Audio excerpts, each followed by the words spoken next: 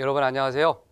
이제 오늘부터는 본격적으로 오행에 대해서 공부하는 시간을 갖도록 하겠습니다. 우리가 이제 지난 시간에 오행에 대해서 살짝 맛보기로 수업을 좀 했었는데, 오행은 우리가 말씀드렸듯이 음과 양의 정기가 5가지 기운으로 분화됐다라고 하는 것이 바로 오행이다, 이렇게 설명을 드렸죠. 그래서 오행의 그 오자는 단순히 숫자상으로 5을 의미하는 것이 아니라 5가지 법칙이다. 그래서 그 법칙 중에 하나가 바로 목이고 화이고 토이고 금이고 수인데, 오늘은 순서상 이제 그 목부터 들어가도록 하겠습니다. 그 다음에 이제 행이라고 하는 글자는 단순히 간다라고 하는 그런 글자가 아니라 순환성의 원리다라고 말씀드렸죠. 그래서 목이라고 하는 것이 여기 모니터상에 살짝 나옵니다만은, 일단 봄이라고 하는 계절에 만약에 접근을 한다 그러면 여러분들의 나이에 따라서 어떤 분은 뭐 30년 동안 목을 경험해 본 사람, 즉 봄을 30번 맞이했다. 또 어떤 분은 50년간 50번 동안 봄을 맞이했다. 그 다음에 내년이 된다 그러면 또 혹시라도 올해 만약에 50세이신 분이라면 내년에 또 봄은 온다라고 그러죠. 그래서 이 순환성의 그 원리가 목화 토금수가 계속해서 돌아가기 때문에, 그래서 이 여기서 말씀드리는 행은 단순히 간다라고 하는 뜻이 아니라 계속 순환하고 변화하는 과정이다라고 말씀을 드렸습니다. 그래서 그 5가지 법칙과 순환성의 논리가 합쳐진 것이 바로 오행이다라고 하는 거. 그래서 이 음양과 오행은요, 단순히 우리 현실사에서 제가 생활 속의 음양이라고 하는 그런 수업 시간을 여러분들과 함께 공유를 했었는데, 아주 과거, 즉 우리가 중국 역사상 보면 상당히 나라가 혼란에 빠졌었던 시기가 바로 춘추 전국시대라고 하는 거 아마 다 기억하고 계실 거예요. 그래서 춘추 전국시대는 상당히 역사적으로 혼란스러운 어떤 피비린내 나는 어떤 그런 싸움의 역사인지 모르겠으나, 역설적으로 보면 상당히 많은 사상가들을 배출을 한 그러한 시기이기도 합니다. 그래서 그것을 우리는 흔히 제자백가라고 얘기를 하는데, 그 제자백가 사상에서 빼놓을 수 없는 그런 사람들이 우리가 흔히 얘기하는 인을 중심으로 얘기하는 공자를 중심으로 해서 바로 이제 인을 중시하는 유가 사상이 있고, 그 다음에 한비자를 중심으로 법이 중요하다라고 하는 법가 사상, 그 다음에 우리는 지금 인이 예지신을 중요시하는 유가 사상, 그 다음에 법을 중시하는 법가 사상이 중요한 게 아니라 바로 이 세상의 논리를 음과 양으로, 그 다음에 오행으로 보는 음양가 오행가들의 어떤 관점으로 세상의 그 어려운 그런 고민들, 그것을 한번 해결해 보고자 한다는 그러한 것도 꼭 알아야 되지 않겠느냐, 그런 생각이 듭니다. 그만큼 이 음양과 오행이라고 하는 것은 따지고 보면 상당히 기원전으로 거슬러 올라가요. 그래서 경우에 따라서 이렇게 그 종교적으로 이 학문은 종교를 뛰어넘는 그러한 것에도 불구하고, 간혹 특정 종교 집단에서는 이것은 사입이다, 미신이다라고 말씀하고 있는데, 우리가 BC와 AD라고 하는 것을 구분하는 것은 바로 기원전과 기원후는 바로 예수의 탄생 시점을 얘기를 하죠. 그래서 우리가 공부하는 이 음양 오행은 기원전으로 거슬러 올라가기 때문에 종교보다 훨씬 더 오래된 학문이다라고 하는 거 오늘 꼭 좀 아셨으면 좋겠습니다. 그래서 이것은 종교를 뛰어넘는 거기 때문에 특정 종교를 믿는 거와 전혀 상관이 없다라고 하는 거. 그리고 우리의 직업과 적성이 종교와, 물론 종교적으로 인연이 있는 사람도 있고 그 종교에 매진하는 사람도 있고 귀속하는 사람도 있겠습니다만은, 적어도 우리가 배우고자 하는, 우리가 자격증을 취득하고자 하는 사주 적성은 우리 생년월일시에서 나타나는 그런 음양과 오행 가지고 향후 어떠한 적성을 가지고 소위 말해서 먹고 사는 문제를 해결해야 될 것이고, 향후 내가 어떠한 자리, 또 어떠한 직책, 어떠한 직업 이렇게 하게 되면 내가 어느 정도 재산과 어느 정도 위치에 올라갈 수 있는 것을 확인해 볼 수 있는 그런 계기가 된다고 봅니다. 그래서 오늘 첫 번째로 목에 대해서 이제 설명을 드릴 건데요. 우리가 흔히 한자상으로 봤을 때 목이라고 하는 것은 말 그대로 나무목이다라고 얘기를 해요. 그렇죠? 그래서 우리는 한자라고 하는 것이 또 원리가 여러 가지 원리가 있는데 우리가 말 그대로 있는 그대로 모양을 본떠서 만든 글자가 바로 상형 문자라고 얘기를 하죠. 그래서 목은 바로 상형 문자에서 파생된 건데요. 한자로 보면 바로 한자상으로 본다면 뭐다? 나무 목이다라고 설명하죠. 그런데 이 글자를 놓고 보면 이 글자를 좀 더 해석을 해본다면 여기 나옵니다만은 이렇게 이것이 바로 뭡니까? 이제 땅이 됩니다. 땅이 되고 여기서 하나의 씨앗이 이렇게 있게 되면 뿌리를 이렇게 내리게 되면서 반대적으로 이렇게 올라가는 모양이 바로 뭐다? 목의 글자다. 그래서 이것을 본떠서 만든 글자가 바로 오늘날은 발단돼서 이렇게 목이다라고 얘기를 하는 거죠. 그래서 일단 목이라고 하는 그런 거에서 핵심은 뭐냐면 이 뿌리보다는 뭐냐면 이렇게 위로 솟아 올라가는데 주안점이 있는 겁니다. 그래서 밑으로 내려간다라고 하는 것은 이 뿌리는 끊임없이 이 수라고 하는 영양분을 찾아서 가는 것이고요. 영양분. 그 다음에 이 위에 있는 이 가지는 결국은 어디까지 올라갈지 모릅니다. 어디까지 올라갈지 모르고 계속 가면서 꽃을 피우게 되면서 다시 여기서 이제 꽃이죠. 꽃을 피우게 되고 이 꽃은 무엇을 위해서? 바로 열매를 맺기 위해서 계속 위로 올라가고 또 영양분을 빨아들이고 또 다시 열매를 만들어내고 이런 순환성의 원리가 작용을 하죠. 그래서 이런 그 목의 기운이 가장 잘 드러나는 계절이 바로 언제입니까? 봄이죠. 봄. 그래서 제가 말씀을 드렸습니다만 봄은 이렇게 튀어오르는 성향이 있다고 그래서 영어로는 스프링이다라고 설명을 드렸죠. 그러니까 영어 따로 한문 따로 한글 따로 이렇게 되는 것도 아니고 또한 이 봄이라고 하는 것은 뭐의 약자냐면 뭐의 줄임말이냐면 보다라고 하는 그런 글자가 압축된 거죠. 그러면 무엇을 보게 되냐? 이렇게 올라오는 것을 보게 되는 것이 바로 목이 되는 거죠. 그래서 봄이라고 하는 그런 글자, 그 다음에 목이라고 하는 그런 글자는 역시 한 테두리 안에서 움직인다. 이렇게 설명드릴 수가 있겠습니다. 그리고 목의 상향점, 목의 지향점은 바로 보다 항상 위를 바라보고 있는 거기 때문에 그 성격은 뒤에서도 뭐 나중에 또 설명드리겠습니다만 목표점이 위에 있기 때문에 그죠? 뭐를 추구한다? 항상 양을 추구한다. 이렇게 보시면 되겠죠. 그래서 목일주로 태어났다라고 하는 사람들 자체가 이미 양의 기운을 추구한다. 그래서 양은 나중에 또 이제 설명드리겠습니다만 명예 쪽으로 훨씬 더 많이 비중이 되어 있습니다.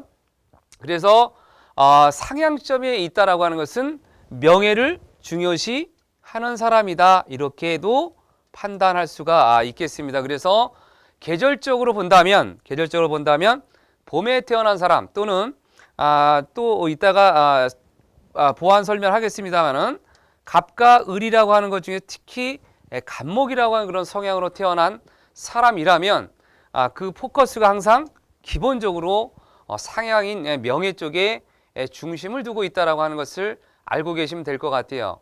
그리고 또한 영어에 말씀드렸듯이 스프링 같은 그러한 기질이 있기 때문에 이것을 뭔가 강한 압력을 해서 누른다고 얘기를 한다면 이것은 뭐냐면 이 목은요 그냥 눌러 있는 게 아니라 아마 옆으로 해서 이렇게 또 자라나는 것을 보게 됩니다. 그래서 목은 목의 기운이 강하다면 또 봄이라고 하는 그런 성향을 갖고 있는 사람이라면 항상 진취적인 사람이다라고 보시면 될 것 같아요.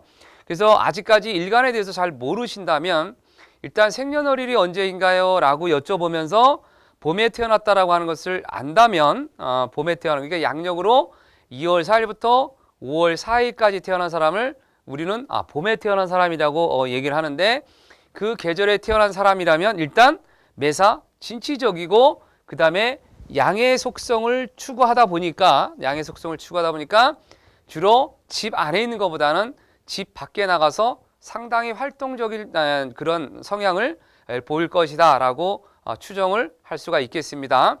봄이 그렇다면 이제 가을은, 그러니까 봄은 항상 문을 열어놓는 계절 아니겠습니까? 그리고 아침 시간이 되게 되면 대문을 활짝 열어놓는 시간이잖아요. 그래서 상당히 또 사람들 마음도 개방적이고, 그리고 사람을 만나는 거에 있어서 굉장히 타고난 사람들이 바로 목의 기운을 갖고 있는 사람들이에요. 그의 정반대로 가을에 태어났다. 가을, 그리고 저녁에 태어났다. 문을 이제 서서히 닫는 거죠. 그래야 정리정돈을 하는 거고, 그렇기 때문에 가을에, 물론 이제 이 다음 시간에 세 번에 대해서 이제 금에 대해서 설명하겠습니다만은, 살짝 대비된다라고 하는 미리 맛보기로 말씀드린다면, 금의 성질이 굉장히 강한, 또는 가을에 태어난 사람은 명예보다는 일단 양보다는 음의 속성이 훨씬 더 강하죠. 그래서 명예도 명예입니다만은 기본적으로 재물 중심으로 포커스를 맞출 수밖에 없다. 물론 명예라고 하는 것이 재물을 끌고 갈 수도 있고, 또한 또 재물이 명예를 지원해주는 그런 경우도 있겠습니다만은, 가을이라고 하는 것은 항상 열매 맺는 계절이기 때문에 항상 주머니에 뭔가가 먹거리가 있는 사람, 그래서 큰 부자는 아니더라도 조금만 부지런하면 먹거리가 떨어지지 않는 사람이 바로 가을에 태어난 사람이다, 이렇게 보시면 될 것 같아요. 그래서 가을에 태어난 사람은 상당히 실리적이다, 이제 역으로 보면 그렇게 되겠죠. 그래서 우리가 너무 목이 강한 사람은 상대적으로 봤을 때는 너무 명예만 추구하다 보니까 상대적으로 또 실리를 추구하지 못하는 그런 성향도 있기 때문에, 그러한 중화사상으로 밸런스를 맞추다 보면 직업도 어떤 중화 쪽에서 놓고 본다면 금의 기운을 또 끌어와야 되겠다, 이제 이렇게도 예상할 수가 있겠죠. 밑에 구태여 설명은 안 해도 될 것 같아요. 목은 한자를 분석해 본다면, 아까 여기 요 글자는 아까 요거를 의미한다고 그랬죠. 그 다음에 요 글자는 지금 요거를 의미한다고 그랬어요. 그래서 흡석에서 잔뿌리가 셋으로 갈라지는 모습이 바로 목이다, 이제 이렇게 설명이 되겠습니다. 예, 다음으로 이제 목에 대해서 이제 조금 더 확장된 개념을 본다면, 목이라고 하는 것은 뭐라고 그랬습니까? 새싹이다라고 설명을 드렸네요. 봄, 그 다음에 새싹 나옵니다. 새싹이다. 그러다 보니까 뭐냐? 생명이 발동하는 시작이기 때문에 다소 어리고 미숙하다, 이렇게 설명을 하고 있네요.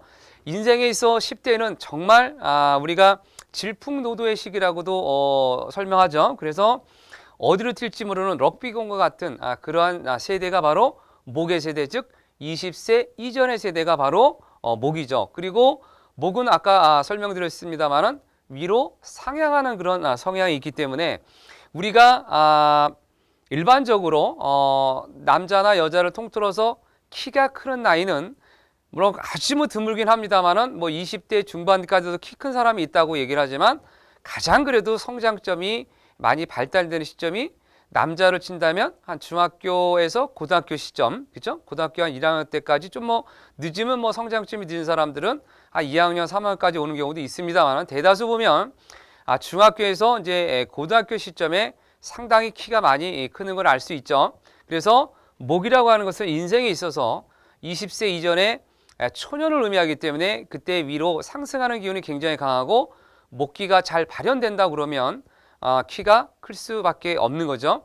그래서 키 큰 사주하고 키 작은 사주를 찾아낼 수 있는 것도 바로 목의 기운이 얼마나 잘 발현되느냐에 따라서 키가 큰 사주가 될 것이고 키가 작은 사주가 된다, 이렇게도 예상할 수 있습니다. 그래서 목이라고 하는 것은 인생에 있어서는 뭡니까? 어린 소년이다 라고 얘기를 했죠. 그리고 계절로 보면 1년의 첫 출발점인 바로 봄이다. 그리고 하루로 따지고 보면 아침이다, 이렇게 지역으로 따지면 동방이다, 이렇게 설명을 하면 되겠네요. 그래서 이 글자 하나하나가 굉장히 중요한 것이 왜 그러냐면, 이 동방은 뭘 의미합니까? 바로 지역을 의미하죠. 동쪽이죠. 그래서 나중에 지역적으로 만약에 제가 어느 지역에 가면 잘 될까요? 라고 얘기를 한다면 목이 부족한 사람은 바로 동쪽 지역과 인연을 맺는 것이 좋겠습니다. 라고 얘기를 해도 되고요. 그 다음에 이제 동쪽을 동쪽 꼭 동쪽이냐? 그게 아닌 경우도 있죠. 그래서 바로 여 밑에 이제 형상에서 나옵니다만은 갑과 을이라고 하는 그런 직업을 갖고 있거나 아니면 그러한 성향을 갖고 있는 직업을 가져도 부족한 것을 얼마든지 보완할 수 있다. 이렇게 설명을 하기도 합니다.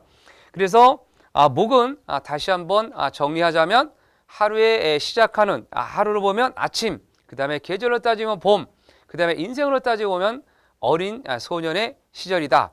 그러면 우리가 어린 소년은 우리가 뭐라고 어른들이 묻냐면 너는 나중에 꿈이 뭐니? 라고 얘기를 하고 아침에 일어났을 때 하루에 뭐예요? 계획을 세우기도 하죠. 그래서 오늘 뭐뭐 해야 될지 적어도 집에 나갈 때 아무 생각 없이 나가는 사람은 없을 것이고 그리고 적어도 규모가 있고 조직적인 그런 사회에서는 우리가 아침에 미팅을 하죠. 미팅을 하면서 오늘 하루 뭐 어떠한 일들을 해야 되는지 아니면 뭐 계획서를 제출하라고 하든지 뭔가 하루를 시작하는 데 있어서 첫 출발점은 다소 막연한 것 같습니다만은 계획을 짜야 되는 그런 시기이기도 하죠. 그래서 이런 기운은 뭐냐면 전부 느끼는 것이 뭐냐면 어린 소년, 봄, 아침 결과론적으로는 굉장히 푸르다라는 그런 느낌이 많이 들죠. 푸르다. 여기서 푸르다라고 하는 것은 구태여 얘기를 한다면 블루라고 하는 컬러보다는 그린에 가까운 그런 녹색의 풋풋함 이렇게 보면 되죠. 그래서 어린 소년이라고 하는 그런 것을 보고 어린 소년과 소녀를 봤는데 굉장히 원숙하다. 이렇게 되면 제가 지난 수업 시간에도 말씀드렸습니다만 양기가 위로 올라가느냐 올라가는 숫자들 제가 대충 설명을 드렸죠. 그래서 어린아이일수록 발에 양기가 몰려있기 때문에 아주 어린아이들 같은 경우는 동상이 잘 걸리지 않는다라고도 설명드렸고 나이가 들게 되면 당연히 그 양기가 위로 올라가기 때문에 쉽게 다리에 힘이 빠지기도 하고 풀리기도 하고 동상이 잘 걸린다라고도 설명드렸습니다. 기억나시길지 모르겠습니다만은 그래서 어린 소년이라고 하는 그런 기운 또 봄, 아침이라고 하는 그런 기운은 항상 푸르르다. 그 다음에 금의 기운이 원숙이라고 한다면 이거는 구태여 얘기한다면 미성숙이다라고 설명을 드리면 될 것 같고요. 그 다음에 해맑다라고 하는 그런 표현도 괜찮겠죠. 그리고 이거를 통틀어서 또 얘기한다면 뭐라 그러냐면 우리가 생기발랄이다라고 설명을 해도 될 것 같아요. 그렇죠? 생기가 있다. 그래서 우리가 초등학교에 갔는데 아니면 뭐 어린이집에 갔는데 아주 제잘 거린다고 하는 것은 지극히 뭡니까? 생기가 있는 그런 거 되죠. 근데 고3 수험생 교실에 들어갔는데 엄청나게 생기가 있다. 이거는 물론 연령대를 보면 당연히 아직은 생기가 있는 연령입니다만은 우리가 통상 0세에서부터 19세로 놓고 봤을 때 가장 그래도 고3 때가 되면 20대에서 바라보는 10대일 수는 있겠습니다만은 그래도 0에서 20세까지 단위로 보면 가장 고참인 그런 나이가 되죠. 그래서 0세보다는 19세가 훨씬 더 성숙되어 있는 것을 알 수가 있죠. 물론 점점 성숙돼서 뭐 59, 69 되신 분들은 생기가 점점 떨어질 수밖에 없기 때문에 그래서 요즘 대한민국이 인구가 계속 감소한다. 그리고 어린아이들이 출생을 하지 않는다라고 하니까 특히나 시골 지역에 가면 어린아이 울음소리 들은 지 꽤 오래됐습니다라고 한다고 하는 것은 그 도시가 바로 생기를 잃은 도시가 되는 거죠. 그 생기가 잃다 보니까 전체적으로 도시가 조용해질 수밖에 없고 또 사람이 시끌시끌거리는 것이 없다 보니까 뭔가 그 교류라고 해야 되나 인간적 교류가 떨어질 수밖에 없고 그러다 보니까 이제 어떤 향후 미래 지금 어린아이가 다소 미성숙하지만 이 미성숙된 아이가 교육을 받고 또 직업을 가짐으로 인해서 향후 미래의 발전이 있는 건데 이미 나이 드신 분들만 존재하고 있다라고 하는 것은 더 이상 발전을 예상할 수 없기 때문에 그 도시가 바로 생기를 잃어버린 도시다라고 걱정을 하는 거죠. 그래서 어린아이가 많다라고 하는 것은 다소 어린아이와 젊은이가 많다라면 다소 미성숙된 어떤 그런 성향은 가질 수 있을지 모르겠으나 상당히 뭐냐면 도시는 생기발랄할 수밖에 없다는 거죠. 그래서 우리가 지역적으로 놓고 보면 이런 도시가 좀 있는데요. 강남이라고 하는 그 동네 보세요. 얼마나 젊은 사람들이 많이 있나요? 그리고 또 지역적으로 보면 건대 있고, 그 다음에 홍대 있고, 그 다음에 대학로. 이 동네가 갖고 있는 공통적인 게 뭐냐면 전부 소년 소녀가 많이 모이는 집단, 그리고 생기가 발랄한 집단. 그렇기 때문에 뭔가 좀 살아있다는 그런 느낌이 좀 들죠. 그래서 뭔가 그 기운이 좀 떨어지거들랑 만약에 지금 수강하고 계신 여러 선생님들 중에서 나는 요즘 너무 생기가 없어요, 기운이 많이 떨어지는 것 같아요 라고 한다면 제가 말씀드린 그런 지역을 가서 바로 이 생기를 얻어올 필요가 있지 않겠느냐라고 추천을 드리고 싶습니다. 자, 이제 목에 대해서 이제 대략적인 설명을 드렸고요. 이제 우리가 결국은 명리학 즉 사주학으로 갔을 때 오행상 바로 목은 천간과 지지로 나눠볼 수 있는데 바로 천간은 갑이 되고 을이 되고 그 다음에 지지는 인과 묘가 되는데 이 목의 형상을 이렇게 갑을 이렇게 했는데 우리 참 많이 들은 게 있죠. 갑과 을 이렇게 얘기를 많이 하죠. 그래서 뭐 대기업 횡포 아니면 갑질을 한다 뭐 이런 얘기를 참 많이 하고 항상 계약서상에 보면 갑과 을 이런 식으로 이제 설명을 많이 하잖아요. 그죠? 그래서 갑이라고 하는 것은 말 그대로 목 중에서 가장 상향점에 있기 때문에 그래서 대장 역할을 하게 되는 겁니다. 그래서 우리가 이제 계약서상 또는 뭐 방송에서 참 많이 듣는 이 갑질 행세, 갑질 논란 이런 게 있는데 따지고 보면 명리학상 봤을 때는 지극히 정상적일 수밖에 없는 거예요. 왜 그러냐면 형상으로 놓고 봐도 큰 나무에 해당이 되고요. 대들보에 해당돼요. 큰 기둥, 빌딩. 그리고 이것은 멀리서 봤을 때 우리가 마철루라고 그러잖아요. 굉장히 높이 솟아있는 뭐 미국에서 엠파이어 빌딩, 그 다음에 두바이에서 보면 뭐 굉장히 높은 그런 빌딩도 있잖아요. 멀리서 봤을 때는 하나의 나무가 될 수도 있고 하나의 기둥으로 보일 수도 있고 그런데 마치 이 위를 향해서 계속 올라가는 듯한 그런 기운이 있죠. 그래서 그것을 바로 특별히 우리는 천간에서 갑이다라고 얘기를 하고 그 다음에 모양으로 놓고 보면 화초, 그 다음에 넝쿨 식물과 같이 뭔가 위로 상향점이 있는 것이 아니라 옆을 횡적으로 가는 그러한 목이 있는데 이러한 목은 상당히 또 유연한 것이 특징이 되죠. 갑은 상향점, 그 다음에 을은 수평을 지향하다 보니까 그러니까 옆으로 가는 그런 집단보다는 위로 올라가는 집단이 상대적으로 좀 우위에 있나 봐요. 그래서 갑과 을이라고 누가 만들어 놨는지 정말 참 잘 만들지 않았는가 이런 생각이 좀 들어봅니다. 그리고 이제 지지에 보면 인인데 우리는 오늘부터 이제 지지에 대해서 조금씩 맛을 보게 됩니다만은 우리가 가장 지지는 뭐냐면 12지지라고 얘기를 하죠. 12지지. 근데 대한민국뿐만 아니라 동양에서 갖고 있는 사상 중에 뭐냐면 띠라고 하는 게 있죠. 띠. 이 띠를 뭐하고 연결시킵니까? 바로 동물과 연관을 시키게 되죠. 그래서 이제 인이라고 하는 것은 바로 물론 이제 한자로 보면 이렇게 쓰게 되는데 이것이 호랑이 인자라고 설명되고 이것은 토끼 묘자다라고 해서 이렇게 표기가 됩니다. 그래서 우리가 그러잖아요. 자축, 인묘, 진사, 오미, 신유, 술해라고 하는데 그것을 또 12지지를 시로 이렇게 표기를 한다 그러면 많이 들어보셨죠? 왜 그 이제 뭐 사극이나 영화에서 보면 인시에 아니면 뭐 삼경에 만나세 아니면 인시에 어디서 만나세 이렇게 나오는 거 있으면 그 밑에 자막에 이렇게 나가죠. 자막에 인시 해가지고 뭐냐면 03시부터 이렇게 해가지고 05시까지 요게 바로 이제 인해되는 거고 묘는 그 다음에 오는 거기 때문에 05시부터 07시를 묘시 이런 식으로 이제 표기를 하죠. 그래서 인과 묘라고 하는 것은 하루를 바로 여는 시간이기 때문에 우리가 뭐 스님들 같은 경우는 인시 기도를 하고 또 인시면 다 일어나고 또 보시면 알겠지만 이 시간에 아주 부지런한 사람들은 바로 이 시간에 기상을 해서 아마 가끔 이렇게 그 TV에서도 보면 그 뭐 아침을 여는 사람들 뭐 이래가지고 새벽 일찍부터 첫 차를 타서 아마 뭐 강동 쪽에서 출발해서 강서까지 운행하는 아마 그런 버스가 있나 봐요. 근데 거기 아마 그게 시간이 4시에 출발하나 본데 거기에 출근하는 사람들을 몇 면을 이렇게 놓고 보면 많은 분들이 이제 조금 이제 요즘으로 얘기하면 3D 업종이죠. 몸을 좀 써서 하시는 그런 업종에 계신 종사자분들이 굉장히 많은데 상당수 종사 중에 이제 환경미화원 분들이 많이 있는 게 나오는데 그분들은 뭐냐면 일반 사람들이 아직은 좀 잠잘 때 남들보다 조금 더 하루를 시작함으로 인해서 많은 사람들이 출근할 때 깨끗한 거리를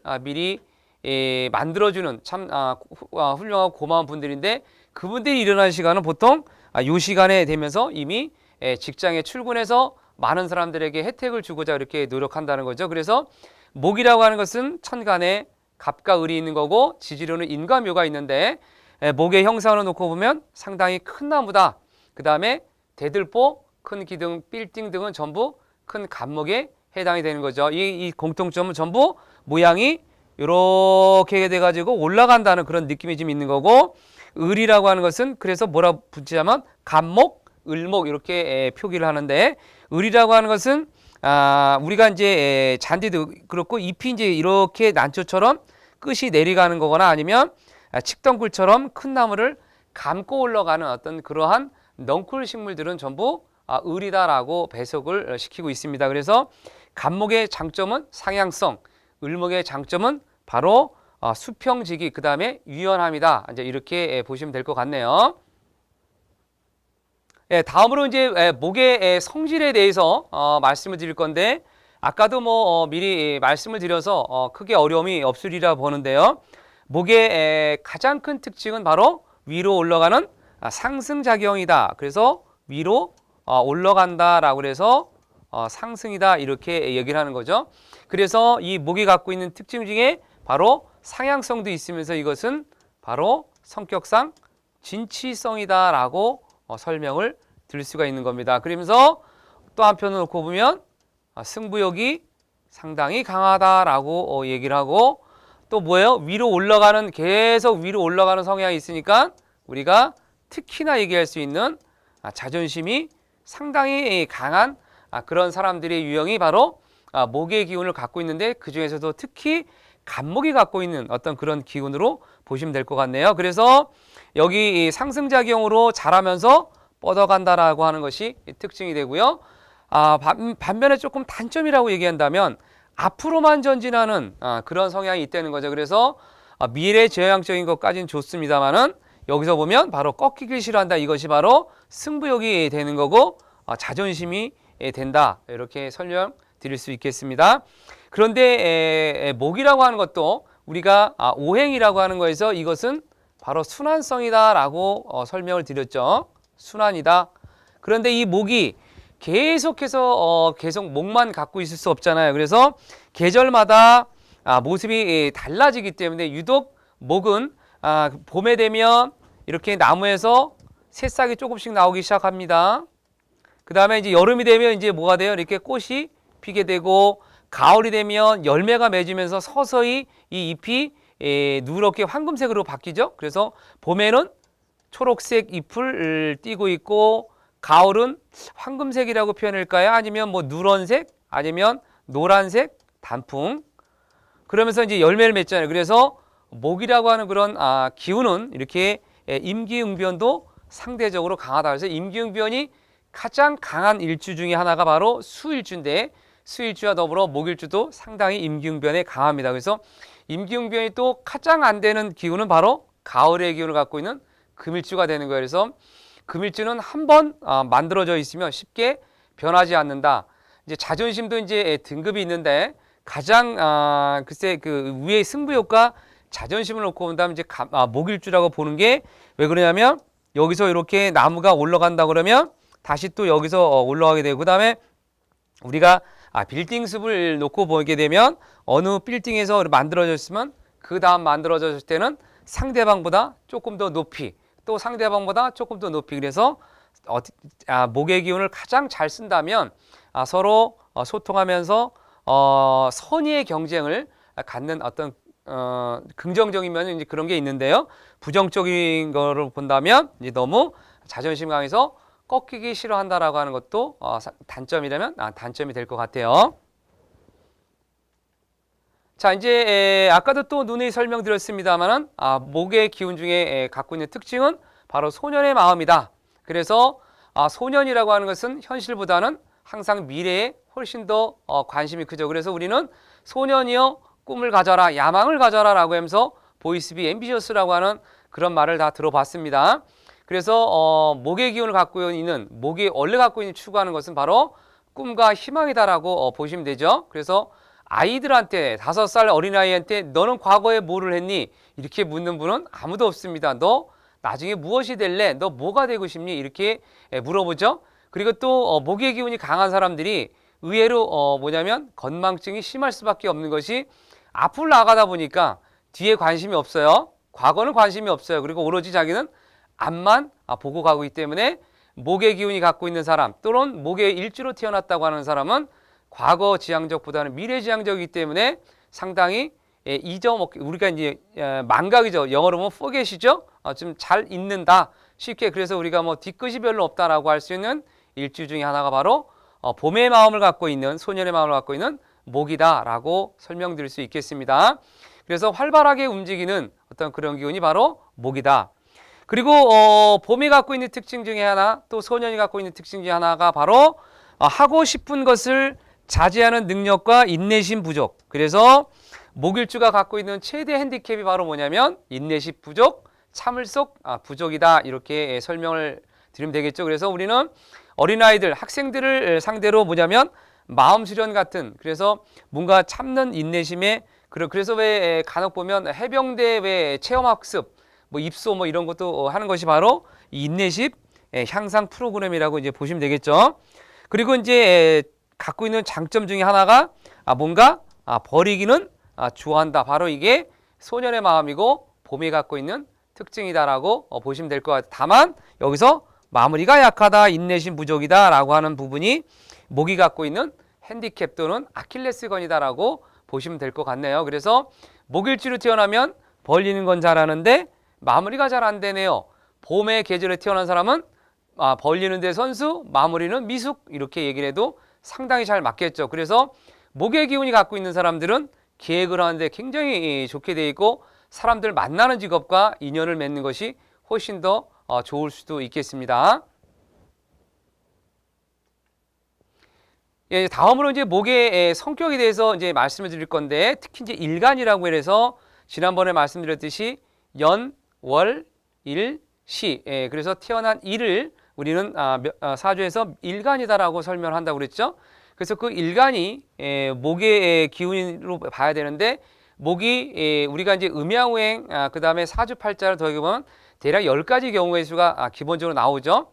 오행에 음과 양을 하니까 그렇게 나오는데, 다만 좀 아쉬운 거는 뭐냐면 글자가 8글자다 보니까 목이 많을 수도 있고 목이 부족할 수도 있어요. 그래서 적당히 목이 있다라고 하는 것은 너무너무 좋은 거죠. 그래서 목이 추구하는 어질면서 온순하고 베풀기 좋아하고 명분과 질서를 존중하며 인품이 고상하고 절도 있게, 그리고 대인관계가 상당히 원만하다라고 하는 거. 목이 적당한 경우 얼마나 좋겠어요. 뭐든지 적당하면 좋은데, 적당하다고 하는 것은 목이 한 2개 정도, 경우의 수를 놓고 보면 목이 한 2개 정도 있는 경우, 그 다음에 금도 있고 수도 있고 화도 있고 토도 있고 이렇게 골고루 있는 그러한 경우를 바로 목이 적당하다라고 말씀드릴 수 있겠습니다. 이제 다음으로 이제 목이 많다라고 하는 것은 이제 사주상 어떻게 되냐면 이제 이렇게 돼야 되겠네요. 이제 상당히 목이 많이 있는, 그래서 우리가 뭐라고 설명되어 있냐면 나무가 숲을 이루고 있으니, 그렇죠? 서로 상당히 독선적이면서 고집이 세면서 허세와 시기심, 왜냐하면 남이 잘 돼, 왜냐하면 간목이라고 하는 것이 서로 다 경쟁 관계에 있는 그런 구조다 보니까 경쟁의 논리, 그래서 특히 시기심, 그 다음에 경쟁의 논리에서 벗어날 수 없는 어떤 그런 사주 유형이 될 것 같아요. 그래서 이렇게 목이 많은 천간에 이렇게 목이 많다 그러면 굉장히 경쟁의 논리, 즉 승부형이 아주 강한 그런 유형으로 보시면 될 것 같습니다. 그 다음에 이제 목이 적은 경우, 즉, 목일주도 있는데, 목이 이렇게 가을에 태어났고, 또, 금을 일주에 태어났고, 오행상 뭐 이렇게 금이 있고, 뭐 화가 있고, 보면 전체적으로 목의 기운이 굉장히 좀 약해 있는 그런 걸 보면 되겠는데, 그런 경우는 아까 진치력, 추진력이 굉장히 떨어지는 사주다. 이렇게 설명이 될 것 같네요. 그래서 목이 적다라면 의지력과 결단성, 그죠? 의지력과 결단성, 그 다음에 끈기와 절제력이 부족하고, 또 결과론적으로 보면 이제 목이 많은 경우가 항상 이제 과유불급이라고 이제 설명하죠. 그래서 목이 너무 많아도 문제, 적어도 문제인데, 물론 이제 가장 적당한, 그래서 바로 중화를 추구하려다 보니까 이런 경우는 직업으로 나중에 금을 갖고 왔을 때 비로소 중화를 이룬다, 이제 이렇게 설명하는 거죠. 그래서 이제 이런 것을 우리는 적성으로 이제 향후에 찾아내는 그러한 작업을 하게 됩니다. 그래서 향후 이런 수업은 계속해서 미리미리 제가 이제 수업 중간중간에 설명을 드리겠습니다만은, 저를 잘 믿고 따라오신다면 아마 이 강의가 끝날 무렵이면 상당한 수준에 도달하지 않을까 싶고요. 오늘은 오행의 첫 번째 순서인 목에 대해서 설명을 드렸는데요. 첫 출발이다 보니까 다소 시간이 조금 더 오버된 그런 그런 경향도 있습니다만은, 목은 첫 출발이기 때문에 저도 살짝은 서두가 없었고, 조금 더 이제 여러분들에게 많은 거를 알려주려다 보니까 다소 조금 두서가 없다는 그런 느낌도 받았습니다. 이게 바로 목이 갖고 있는 특징이다라고 보시면서 오늘 수업은 여기서 마치도록 하겠습니다. 안녕히 계십시오.